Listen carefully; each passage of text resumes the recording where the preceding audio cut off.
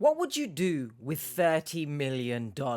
But perhaps the better question to ask is what would you do for $30 million?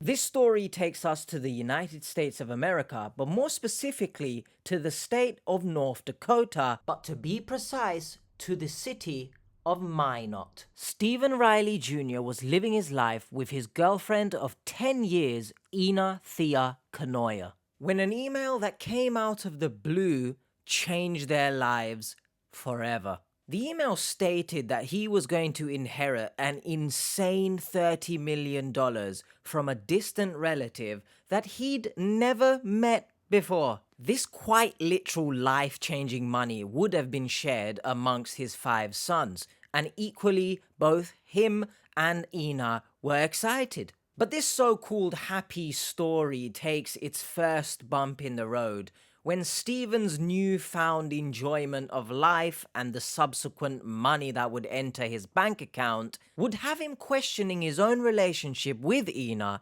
after 10 years. He allegedly confided in his friends that he had intentions to leave Kanoya and decided that he wanted to share the money solely with his 5 sons. Now at this moment, Stephen hadn't yet told Ina that their relationship was going to come to an end. However, Ina somehow found out about the plan. Ina decided that if she wasn't going to get even a slither of that money, she was going to take it all. And after 10 years together, she genuinely believed that she had common law wife status.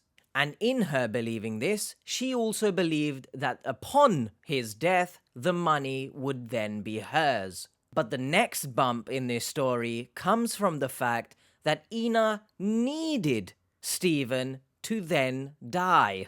Now, reportedly, almost immediately after coming into a whiff of this email and the large sum of money, Ina decided the best way to take care of Stephen would be to lace his iced tea with antifreeze. Now, someone out there somewhere in history has decided to taste ethylene glycol, which is the main ingredient in antifreeze, that has a reported sweet taste. So Stephen would have consumed this liquid unknowingly. Before drinking this laced iced tea, a meeting with the inheritance lawyer was already scheduled for the 3rd of September 2023 at a local airport. Now, on that 3rd of September, Stephen decided he'd take his friends and Ina to the airport to collect this check from the lawyer, but he began to feel unwell and complained of stomach pains. His walking became unsteady and he began to vomit, all whilst the lawyer didn't even show up. Stephen's friends rightfully became more and more concerned about Stephen's condition. However, although they suggested that medical attention be sought, Ina had different ideas. She insisted that it was simply heat stroke from drinking out in the sun too long and that she would take care of him once they got home. Once back at home, it was reported that a friend came to check on Stephen, but it was claimed that Stephen had walked to a local clinic to get seen. Now, this friend wasn't buying that Stephen just up and went to a local clinic by himself, so they decided to check the records of local clinics and the emergency room, but couldn't come up with anything, returned to the house and found Stephen unconscious. Emergency services were called and paramedics rushed Stephen to the hospital, but unfortunately, he had already passed. His passing was confirmed on the 5th of September.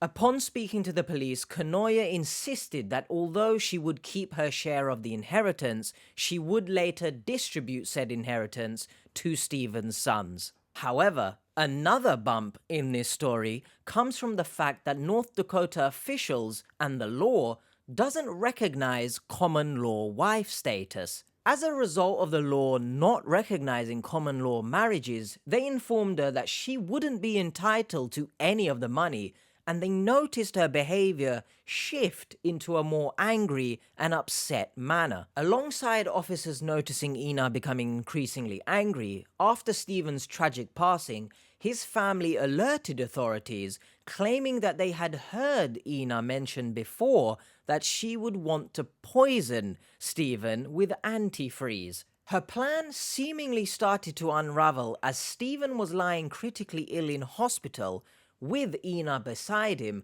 and she suggested that he may be suffering from antifreeze poisoning, which alerted detectives to something fishy. Post-mortem examination did in fact confirm that Stephen had passed away due to ethanol glycol poisoning, but that there was no evidence of alcohol actually within Stephen's system, which completely goes against what Ina had told authorities. A search of their residence later uncovered a Windex bottle filled with antifreeze and a beer bottle and a plastic mug in the garage that tested positive for traces of the toxic substance. Now, during interrogation, Ina completely denied having any involvement in Stephen's death. She even went as far as speculating that perhaps Stephen had contaminated a cigarette with the antifreeze that was later found in the garage. It was reported that she also spoke of an internet search that provided her with the results suggesting that heat stroke symptoms could also mimic poisoning. On October 30th of the very same year, Kanoya was apprehended after investigators discovered that she had financial motives for her boyfriend's murder. After initially denying having anything to do with Stephen's drink being poisoned, she later did confess to poisoning his iced tea with antifreeze. Later, in May of 2024, she entered a guilty plea to felony murder and 5 months on awaited her sentencing. A statement by Stephen's sister Stephanie Gonzalez stated during the time that Stephen was lying there dying, Kanoya had even attempted to sell his car.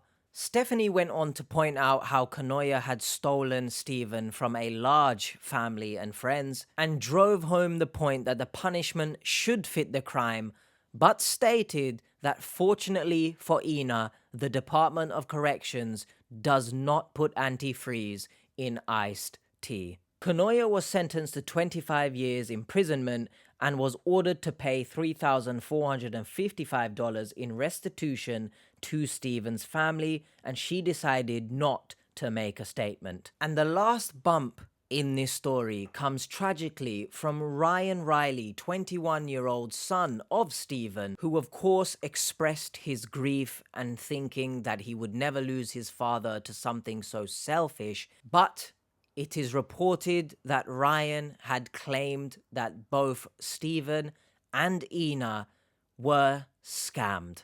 There was no money, there was no $30 million inheritance fee, and there was no need to kill Stephen. Now, probably like you, I have so many questions here, and I don't think we will ever get the answers to these questions.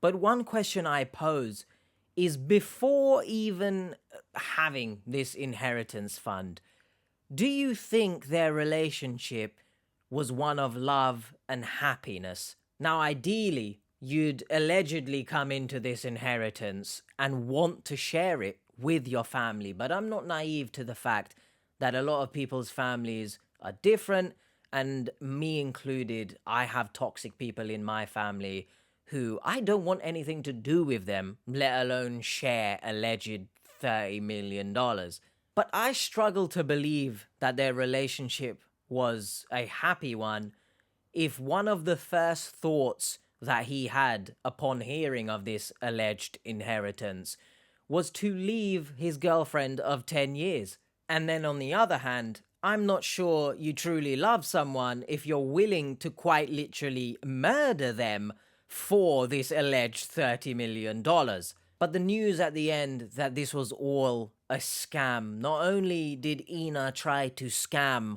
the system, so to speak, they were scammed entirely as it is. Of course, there's questions to be had about why you would believe a random lawyer, a random member of your family who you've never met, is going to leave you $30 million. It is a strange and sad thing. My condolences go out to Stephen's family. It's easy of me to simply say this, but please stay safe online, everyone. As much as you would want $30 million, and I think I can speak for almost everyone, I would love $30 million. But please stay safe online. There is no lawyer that is going to deal with you such large sums of money through emails, through meeting at a random airport to give you a check. And please, if you are in a position where something doesn't feel right within your body and someone is telling you otherwise, just lay down perhaps, don't seek medical attention, despite who that person may be to you, please go and seek medical attention. Thank you guys for watching. I'll see you next time.